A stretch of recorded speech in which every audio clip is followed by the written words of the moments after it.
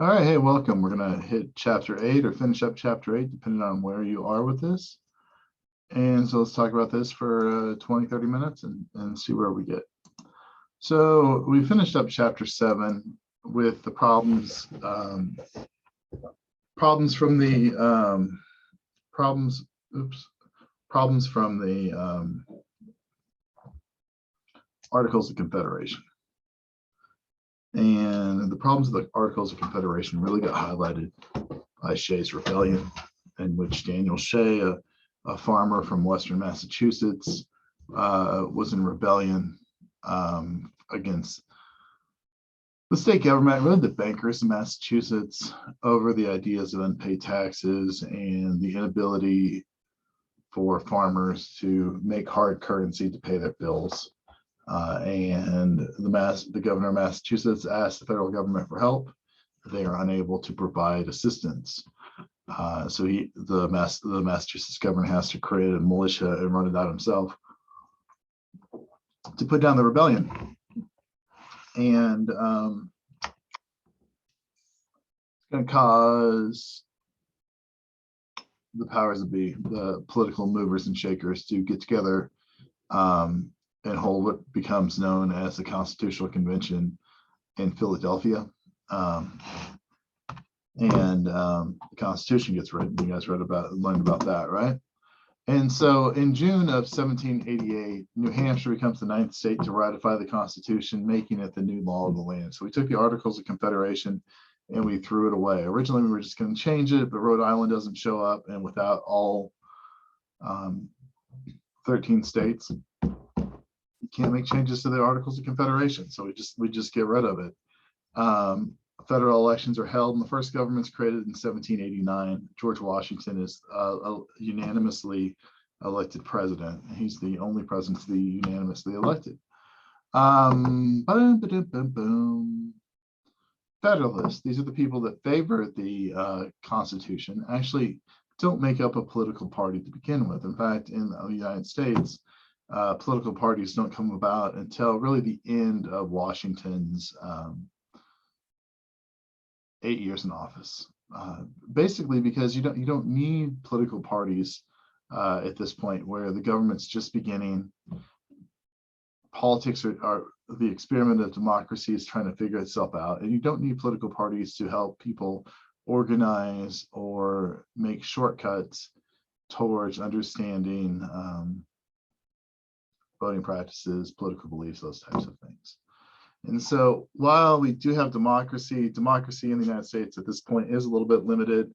It's really going to be tied into property ownership. And the idea that the American Revolution really doesn't change anything, any of the relationships between the classes, the rich and the poor. The rich are still in control of the society, of the government. The poor are still struggling. The poor still struggle. The poor are always going to struggle. But the people that really need to buy into this new government are going to be the wealthy, right? And so Washington is going to fill his cabinet with people that kind of think like he does politically. Alexander Hamilton, Knox, Randolph, those types of folks are early supporters of the Constitution, early supporters of this idea of federalist government, federal government. And then he's also going to include people that might not necessarily side with him politically, like Thomas Jefferson. Now, it kind of goes to show how incredibly gifted and how incredibly smart Jefferson is that he's made the first Secretary of State, and he does not share political views with the president, right? Like he is not on the same page as Washington at all. Yet Jefferson is given this important position within this newfound government. And so Washington and Jefferson are going to butt heads a number of times. Jefferson and Hamilton are going to continuously butt heads. So much of the opposition to the Constitution we talked about came from the fact that it doesn't have a Bill of Rights. This saying what the government can do and what the government can't do. And so in order to get the Constitution ratified, it was promised that a Bill of Rights was going to be written. And in 1789, shortly thereafter, after the ratification, excuse me, goodness, that's a good yawn. After the ratification, 14 amendments are presented to Congress. 12 of those amendments are pushed through, I believe. My numbers might be off a little bit there, but 10 amendments are ratified. The first one is your 5 freedoms: freedom of speech, press, religion, assembly, and petition. All these deal with your relationship with the government. The government can't stop you from saying what you want to say. They can't stop you from printing what you want to print. They can't stop you from practicing a religion that you want to practice. They can't stop you from peacefully assembling or petitioning the government for change, writing to the government, asking the government to make changes. Second Amendment, the right to bear arms in a well-maintained militia. Third is the right to house a soldier, not to house a soldier during a time of war. Well, this Third Amendment isn't very glamorous, I guess, to us today, right? It's very unlikely the government's going to come to you and ask you if you can put up some soldiers. It does start to showcase or show that your home or your private property, your private residency is a special place, and that you have a higher degree of privacy or expectations of privacy in your house than you do other places. The fourth one is freedom from unreasonable searches and seizures. 5 is the promise of due process. If you're going to be deprived of life, liberty, or property, you have grand jury for serious crimes. You have the right to defend yourself, not to testify against yourself, or not to incriminate yourself, so you can take the 5th. Sixth Amendment, you have a right to a speedy trial, impartial jury. Number 7, you have a right to a jury in civil cases. Number 8, you have no excess bail or cruel or unusual punishments. The 9th says that all rights are retained by the people, if not specifically given to a form of government in the Constitution. And states' rights, states maintain rights to anything that's not specifically written and given to powers written and given to the national government. So with the Bill of Rights, you have some people that hop on and support the Constitution.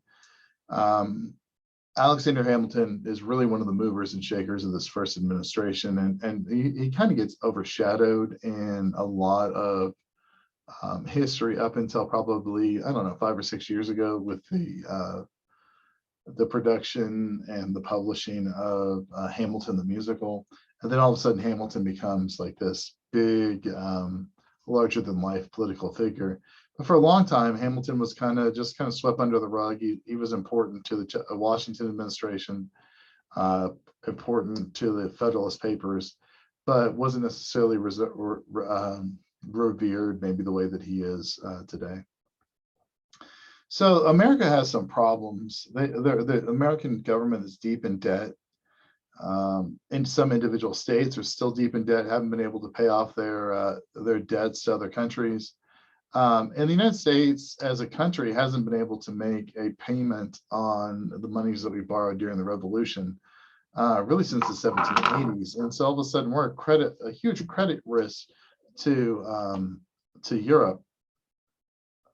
And one of the problems with that is, just like people can be put in prison for going into debt at this time, other countries could come and invade the United States or take over United States customs or shipping or receiving if the United States isn't able to keep up with its payments. And so Hamilton comes up with a 3-part program to take care of this. And he publishes 3 reports, 3 little pamphlets. The first one's a report on public credit, basically a plan on how to deal with the credit situation in the United States. Second one is a plan to deal with the banking situation. And then finally is a report on manufacturing. Hamilton believes that he needs the support of the wealthy. these are the people that helped to found the revolution or to push the revolution forward. If you look at the founders of our country, they are typically the more wealthy of the colonials. That doesn't mean that all like Federalists are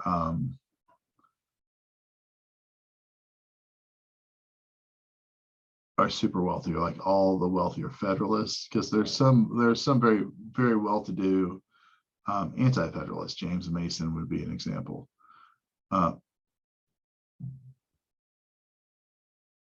Yeah, James Mason would be an example. Okay, Hamilton believed that he needs the support of the wealthy. One of the things that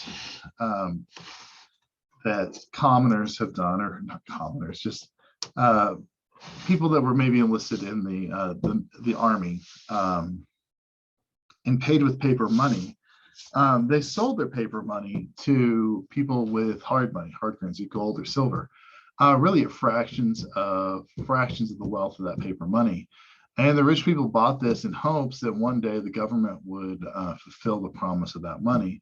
And so Hamilton argues that the United States needs to honor all of its debt. And so all the paper money that's issued by states or are issued by the Confederation under the Articles of Confederation should be honored at face value. And so some people argue that this is just the government helping the wealthy, helping Hamilton's friends. And while it does, it's also, Hamilton also argues that it's a way for the nation to be respected and to be respected by other people outside of the nation. And so to pay for this, Hamilton comes up with the idea that we're going to sell bonds, Liberty bonds or government bonds, and those bonds would mature in 1792, so a relatively short period of time in the future, and creditors could exchange their old paper money for these new bonds, which they could cash out in 1792 and get hard money for. Okay, so that's our public credit. States like South Carolina and South Carolina had large amounts of debt, and they favor this idea because they have money stuffed away.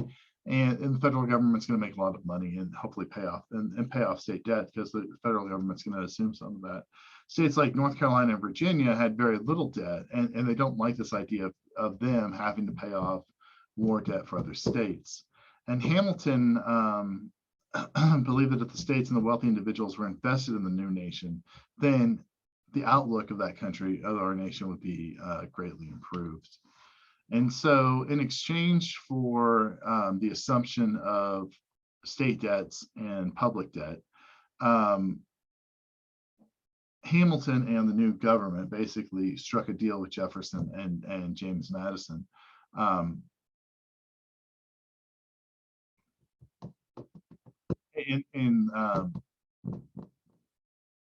In an agreement that they would move the nation's capital from New York City, which is in the east, in the north, right? In the north, to a southern city in a place that we're going to make in between Washington, or in between Virginia and Maryland, the District of Columbia and Washington, D.C. And so the nation's capital would be moved to the south. Plan works really well. It restores the confidence of European nations in the United States.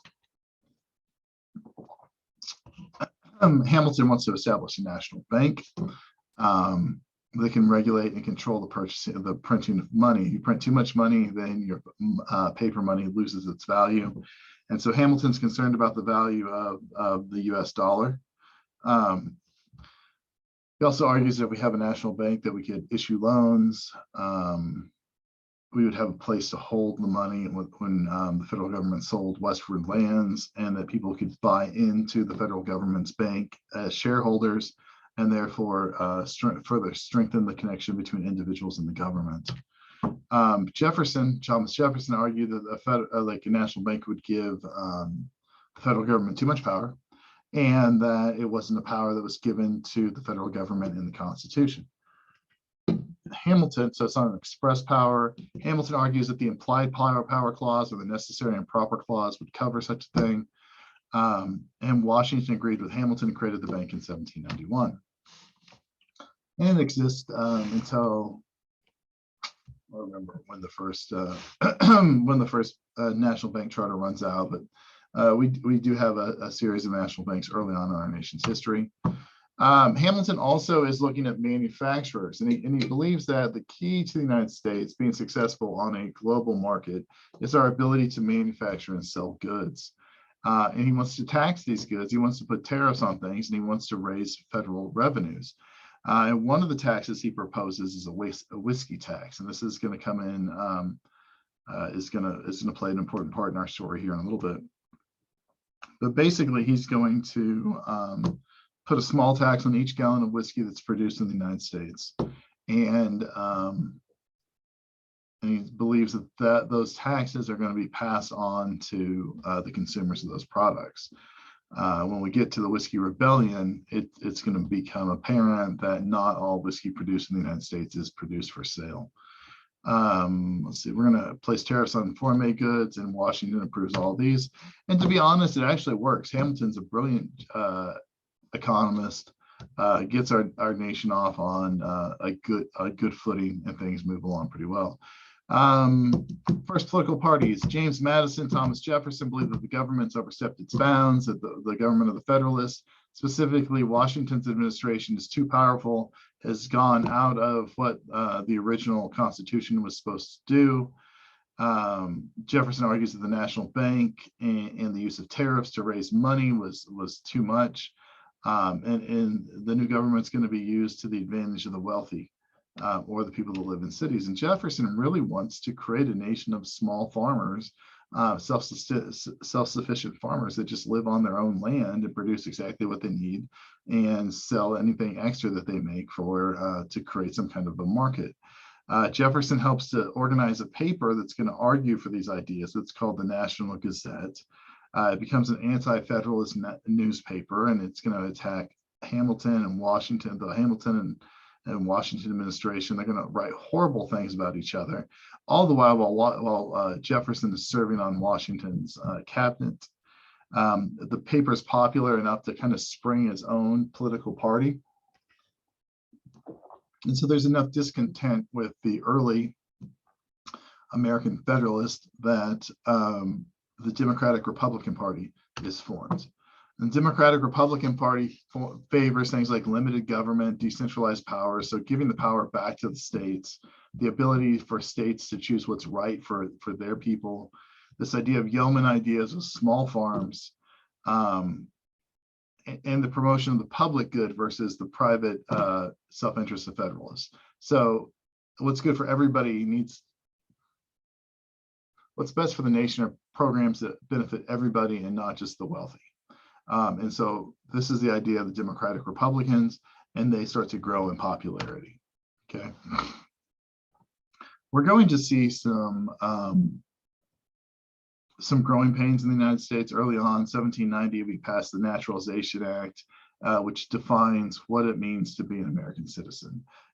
Citizens have to be a white man, a free white, and of good character. So that's going to exclude slaves, freed blacks, Native Americans, and Asians that have immigrated to the United States. Full citizenship with voting rights are going to have additional restrictions. Again, the idea of voting and land ownership are going to be heavily tied together. Most states are going to require some kind of a property ownership before they're allowed to vote. In New Jersey, unmarried women that were property owners could vote for the first 17 years of that state. But then we're going to look at the French Revolution. The French Revolution is going to pop out there at the end of the 1780s, about the time the Constitution gets ratified in the United States. And the United States doesn't necessarily know what to do. Should we support the revolution? Should we not support the revolution? And now, like, looking back, all right, well, America should definitely support the revolution because it's getting rid of the monarchy.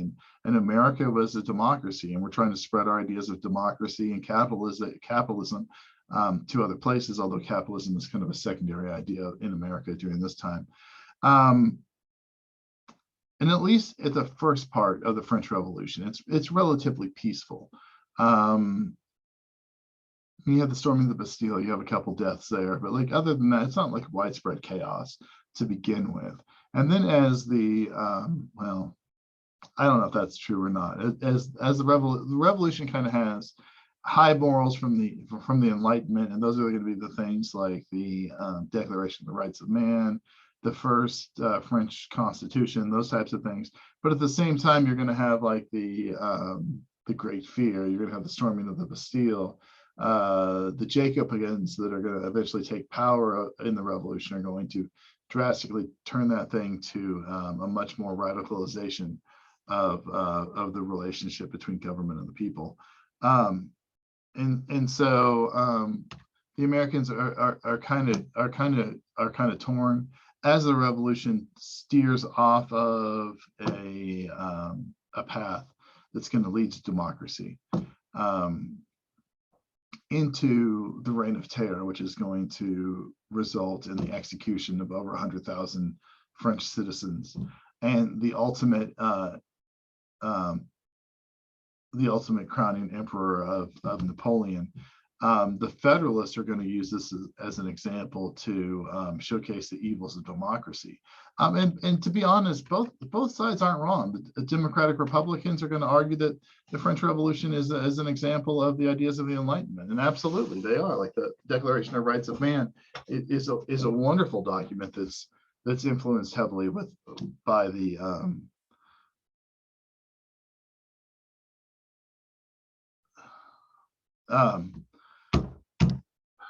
the ideas of the Enlightenment.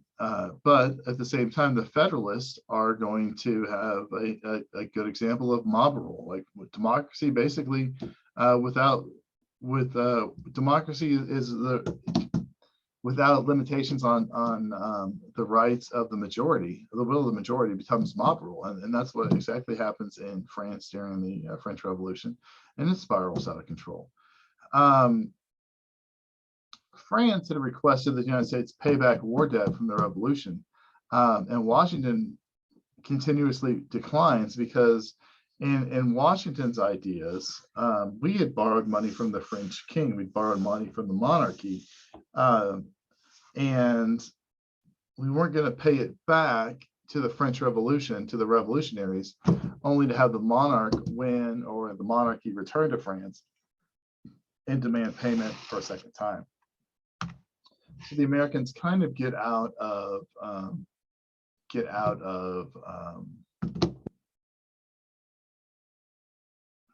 war debt with France. We've run into some problems with some privateers that are the French privateers that are attacking American shipping, and we call this the Ghent affair.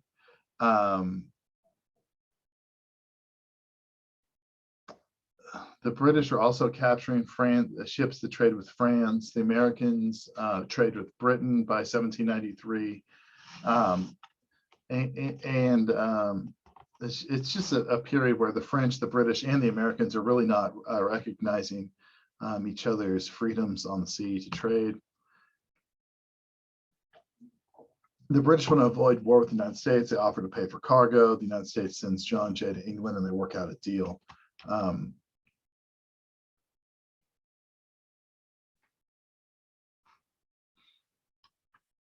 Where are we at? Okay, so the United States sends John Jay to England to work out a deal, and he proposes something called the Jay's Treaty. John Jay is the first Chief Justice of the Supreme Court. Jay basically says that Britain's going to be paid for any goods the United States privateers have stolen from the British shipping. That Britain would leave the forts of the American Midwest. The United States could trade freely, and the United States would work on paying debts owed to British citizens from the Revolution. And so the treaty, John Jay didn't address this idea of impressment. The British sometimes would sail into a port, and if you spoke English, they would force those sailors on to serve on British boats for a period of time.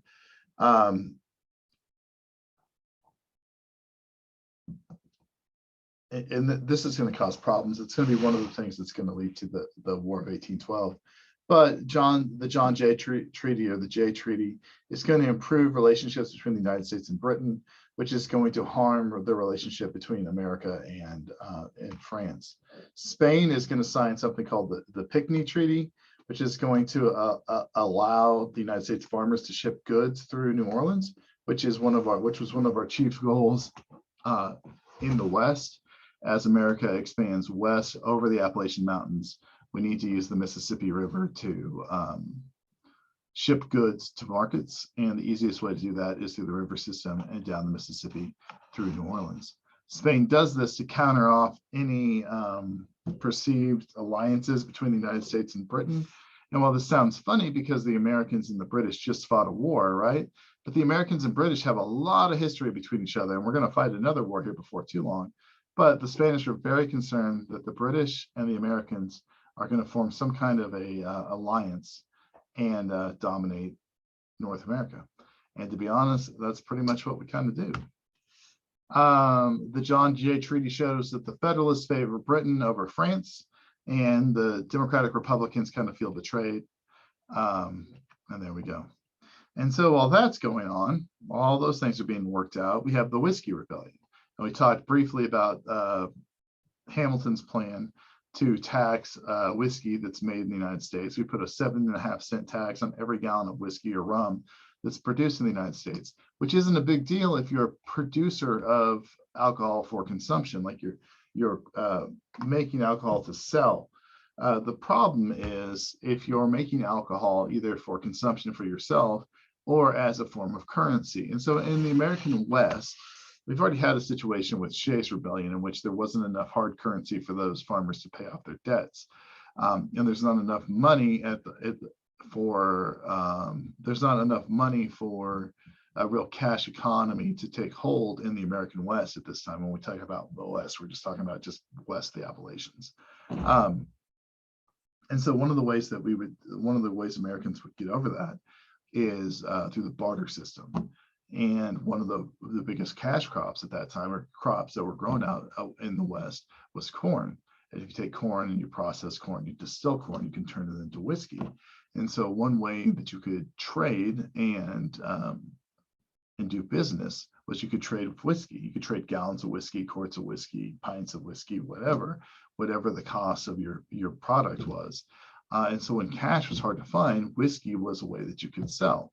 And so this whiskey tax that's imposed by Hamilton is really going to put a strain on the American farmer in the West, and the fact that all of a sudden your dollar of whiskey is now only worth 92.5 cents, and so almost losing 10% right off the cusp is pretty difficult for farmers to stomach.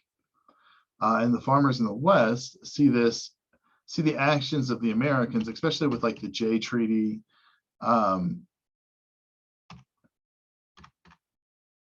showing that the American government only cares about the wealthy. Well, in reality, I mean, like you look at the Pinckney Treaty, they are opening up ports to the American farmers in the West. It just isn't there yet.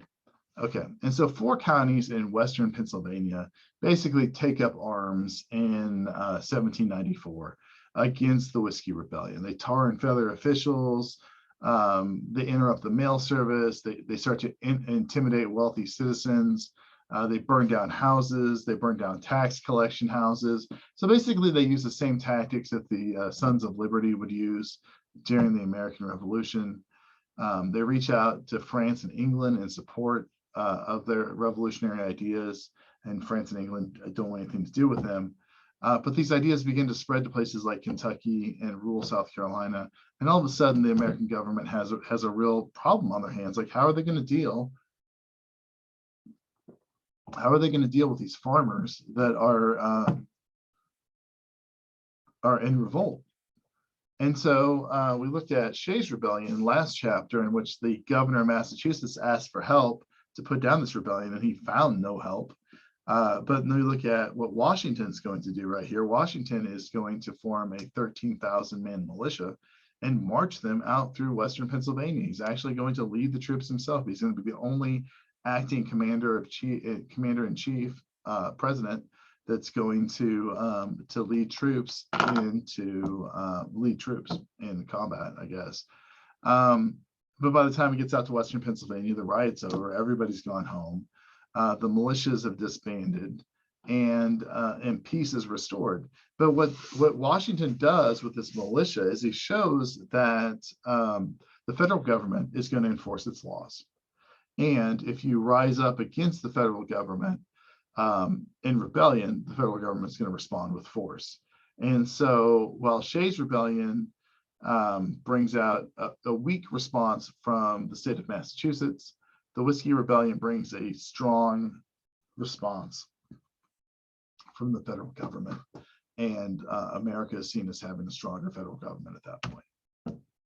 Okay. Washington hopes to settle lands west of the Appalachian Mountains. The problem with that is it's home to Native Americans. And so the natives and the British had been allies, and they'd worked to keep settlers out of the area for the first decade of American independence. And as a small trickle of Americans start to settle in places like Kentucky and Tennessee, we're running into problems with Native Americans. During the Articles of Confederation, the Northwest territories were organized for settlement. So places like Wisconsin, Michigan, Ohio, Indiana, and they open up roughly in the 1870s to settlers. And the settlers start to flow into those areas. They run into problems with Native American tribes like the Shawnee tribe or the Miami tribe. Okay. Washington is going to form a small army to go fight the Native Americans that are living west of in the northwest part of America, just over the Appalachian Mountains. And Wayne is going to take his troops and he's going to train them for a new type of combat, not like with the American Revolution where we line up and we fire at each other, but groups that can be split into small armies that can be split into small groups and operate independently of each other. And they're going to use these troops and tactics to their advantage. They're going to fight a battle with the Miami and the Shawnee at the Battle of Fallen Timbers, which is going to end the alliance between the British and the natives because the British don't come to help the natives in that fight. They're going to fight the Native Americans, and the Americans are going to sign the Treaty of Greenville, which is going to open up Ohio and the upper Midwest to settlement without native attacks, and the Shawnee and the Miami are going to leave those areas. In 1796, Washington is going to step down from the presidency after his second term in office. He's going to set the precedent of only serving 2 terms. John Adams is going to be elected president, and he is he was Washington's vice president. Adams is a Federalist. Thomas Jefferson is going to be elected his vice president, and Jefferson is one of the founders of the Democratic Republican Party. So you have this weird political system in which Adams is a member of one political party and his vice president is a member of a different political party, and they are not going to like each other. Now, they work their differences out later in life, and actually the gentlemen actually die on the same day. But while they're in office, they hate each other. While Adams is in office, the British and the French are still at war. And this is during the time of the French Revolution and the rule of Napoleon. The French basically issue a decree that says they're going to seize any ship that is trading with England. This is going to allow the French to seize American ships in the Caribbean, which is going to cause the Americans and the French to not get along. And we're going to engage in what's referred to as the Quasi-War from 1796 to 1800. This is going to be an undeclared sea war between the United States and the French. The French are going to seize 84 American ships. And Adams is going to urge the new nation of America to increase our naval output and start to produce a navy. In 1797, we only have one naval ship, and that's on I believe that's on the Great Lakes. And so we have something called the XYZ affair, in which the French send over diplomats to work for peace, and the diplomats demand the United States pay some kind of pay back our revolutionary debts, and then they pay a large bribe before they even talk to the Americans. And Adams basically makes these demands known to public, and he publishes them in the paper. And it's called the XYZ affair because the three French diplomats, they have their names taken out of the publication, and they supplement X, Y, and Z for those three names. But everybody knows what's going on, and the American the American opinion on the French falters very quick. During this time frame, the French colony of Haiti revolts, and it wins its independence. It's the first slave colony to win its independence. And that's where we go. And so the loss of Haiti prevents ends any fear or speculation of the French invading the American West. The Americans acknowledge the leader of the Haitian Revolution, Toussaint, and his revolutionary government, which hurts the French power. It also upsets the American slave owners because obviously you're recognizing a slave uprising, which is a real possibility in the American South at that time. John Adams is president. John Adams is a New Englander from Massachusetts. I don't believe Adams is a slave owner, but I don't think that he's an abolitionist either. I think he's just a politician trying to diminish the power of France. Due to these problems with France, we passed something called the Alien and Sedition Acts with our goal to increase national security. The Alien Acts means the president could deport any new immigrants who threaten American security. So if we have a group of people that come over to the United States that might not be looking to do the United States good, the president could remove them. And then we have the Sedition Act, which is speculate jail time or a fine for speaking or writing any kind of scandalous material about the government. Well, these laws are on the books. Neither one of them are enforced, and they go away. Jefferson and Madison both mobilized against these two acts, and they said that they're unconstitutional. But this idea of judicial review isn't written into the Constitution, and there's no way to challenge these laws at this point. During this, we write Virginia and Kentucky write something called the Virginia and Kentucky resolutions, in which a state could nullify an act of Congress because the states give Congress their power. The states could also take away that power on certain occasions.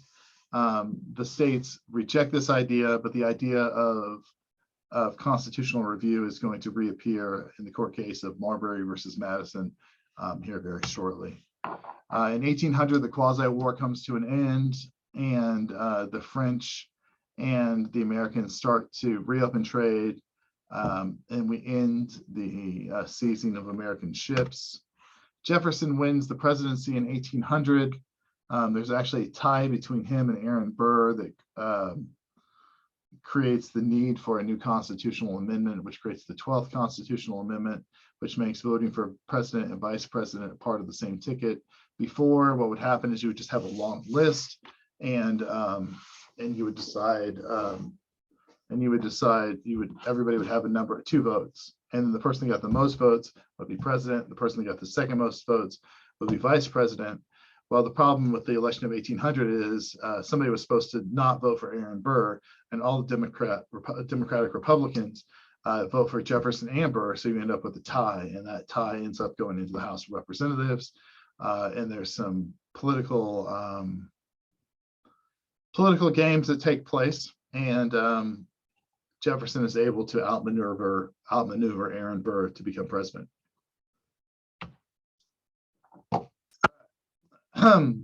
Sometimes Jefferson's election is called the Revolution of 1800 because it's the first time in the world history, or in the history of Earth, that we have political powers that are going to switch hands without violence or death. And so you have one political party, let's call them the Federalists, that were in power, and then it's going to change to the Democratic Republicans with the election of Jefferson and Burr. Jefferson's vision of America was that it was going to be a nation of small farmers. that produced everything that they needed and then traded their excess.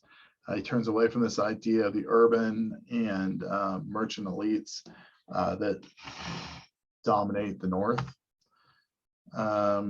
Jefferson reasoned that if you owned your own land, that you could stand up to a corrupt government, right? And that the role of the government was limited by the will of the people. Jefferson was a big believer in the ideas of John Locke, and he's heavily influenced by that. He doesn't believe in the idea of a standing army, because a standing army is a tool of the tyrant. He slashes the size of the American Army and the American Navy because Jefferson doesn't need it, because we're no longer at war with France. We do get attacked by a group of pirates off of the coast of Africa, and Jefferson responds by sending a small military force over there, and has some success. Jefferson, outside of his ideas and the Declaration of Independence, is probably best known for buying the Louisiana Purchase. By 1803, the port city of New Orleans had switched hands from the Spanish, who had signed a treaty to allow Americans to use that port, to the French. And Jefferson was very concerned that if these major port cities would switch hands, eventually the United States would lose access to these ports. And so Jefferson sent Robert Livingston to France to try to negotiate the acquisition of New Orleans. And Napoleon, who was now in charge of France following the French Revolution, realized that with the loss of Haiti, there really wasn't going to be an opportunity for the French to reestablish a colony or an empire in North America. And so he offers to sell the Louisiana territory, all of it, for $15 million. And the deal is just so good that Jefferson can't pass it up, and he purchases the Louisiana Purchase. So if we're in Kansas right now, looking at it, we're part of the Louisiana territory that was purchased in 1803. Okay. Jefferson sends out Meriwether Lewis and William Clark to explore the area. Lewis and Clark take the Missouri River all the way up to the Columbia River, all the way to the Pacific, and they claim that area for the United States. If you look back at this map, Idaho, Oregon, and Washington were not part of the original Louisiana Purchase agreement, and there's going to be some disagreement between the British and the Americans, but the Americans are going to be able to fill Oregon and Washington up with a population before the British. Okay. 1803, the court case of Marbury versus Madison comes before the Supreme Court, and you can read through this. It's a little bit confusing. Before Jefferson takes office, and it would be before he takes office in 1801, Congress passes something called the Judiciary Act of 1789, in which the Supreme Court, or in which Congress creates a large number of federal court positions. And President at the time, John Adams, tries to stuff these newly appointed courts with as many federalist judges as he possibly can. One of them was Marbury. And so the paperwork for his appointment to be, I think he's going to be Justice of Peace for the District of Columbia for Washington, D.C. His paperwork did not get delivered on time. And so when Jefferson became president, Marbury's paperwork was sitting on his desk, or on Madison's desk, who was Secretary of State. And Madison declined to deliver any of this paperwork for him to get his job. And so he sues James Madison for the right to his appointed position. And the Supreme Court rules with him and says, hey, yeah, you're absolutely right. But the problem with this court case for him is the fact that the Judiciary Act of 1789 gives Congress power over judicial branch of government. And so it was ruled in Marbury versus Madison that that act, the Judicial Act of 1789, was actually unconstitutional. And we create this idea of judicial review, where the Supreme Court can rule on a law and claim that it's either constitutional or unconstitutional. And so Marbury never gets his judgeship. Jefferson re-wins election in 1804. The British and the French are still at war. The Americans, or the British, are impressing American sailors, forcing them to work on their ships. And this isn't going to go on for a long period of time. The British are going to continue to support the Native Americans, and the Native Americans attacks on American settlements as we move further and further west into the Louisiana Territory. In 1807, a British ship seizes 4 American sailors and forces them to work on Her Majesty's ship, the Leopold. And Jefferson doesn't want to go to war with England, but he decides on an embargo. And so the Embargo Act of 1807 prohibits any American ship from leaving any port until the British and the French stop seizing them. And so it shuts down American trade. It's a huge blow to the American economy. The American farmers can't sell their goods overseas. We can't sell our manufactured goods. Nothing's coming in, nothing's going out. And America's just hemorrhaging money. And it's actually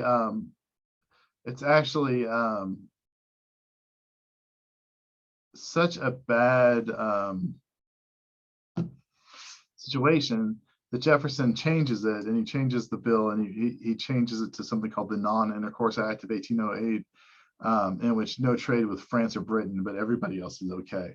And so Jefferson leaves office and Madison takes over, and we have to deal with the fallout of the problems with Britain and France. We have to deal with the growing tensions in the West.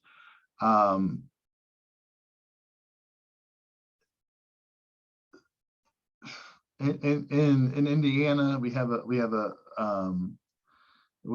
battle with the governor of Indiana, who is William Harrison, and he is going to lead troops against a Shawnee tribe that's led by Tecumseh. And Tecumseh's brother was known as the prophet, like could see the future or whatever. And Tecumseh was trying to unify the Native American tribes against the American government. Harrison catches them by surprise and destroys the Shawnee, and he finds evidence that the British had supported the natives. And so this gets out into the public, and it hurts the Americans' image of the British. The British continue to impress the sailors, and their support of the natives lead the Americans to declare war on Britain in June of 1812. And the War of 1812 for the Americans and the British for the Americans and the British go about as poorly as it possibly can. The British are militarily successful. They take Detroit. They take control of the Northwest, or half of the Northwest. At one point, they capture Washington, D.C., and they burn it to the ground. They burn the Capitol to the ground. But then the United States starts to win some naval battles.